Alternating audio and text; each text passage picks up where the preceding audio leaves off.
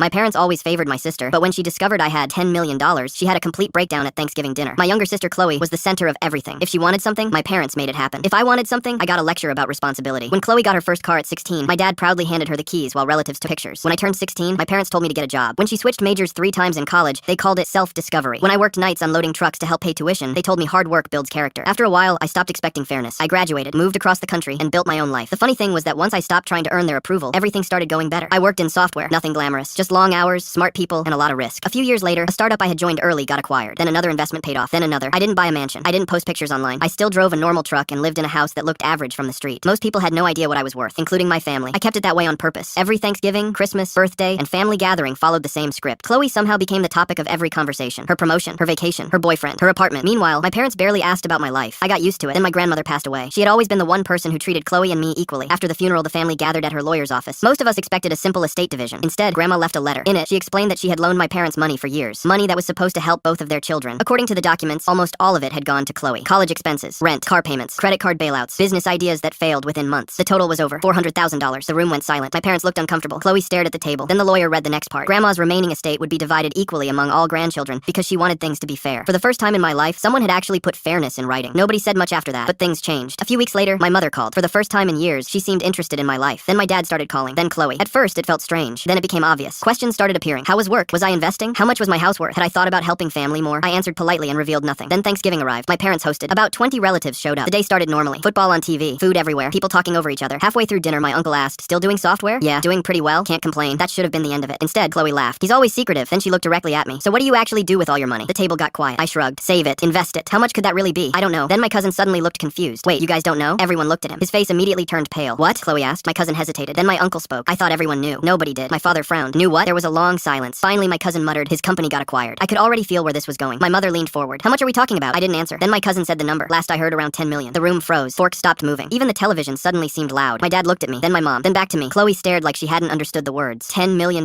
Nobody spoke. The color drained from her face. Then came the questions. Was it true? When did it happen? Why didn't I tell anyone? Could I retire? The entire dinner turned into an interrogation. For years, nobody cared about my life. Now suddenly everyone wanted details. Then Chloe snapped. She shoved her chair back and pointed at me. "You just sat there pretending to be normal?" I almost laughed, as if money changed that. She started talking about family, opportunities, and how unfair life was. Then she started crying. A full breakdown right there at Thanksgiving dinner. My parents rushed to comfort her, same as always. Then my aunt asked the question nobody else wanted to ask. "Why are you upset?" The room went silent, because nobody had a good answer. I stood up, thanked everyone for dinner, grabbed my coat, and left. The next few months were interesting. Requests started arriving. Loans, investment opportunities, business partnerships, emergency situations. I declined every single one, politely. 6 months later, my parents called asking for financial help again. This time I sent them copies of Grandma's estate documents highlighting every dollar already spent on Chloe. No message, no argument, just the documents. They never asked again.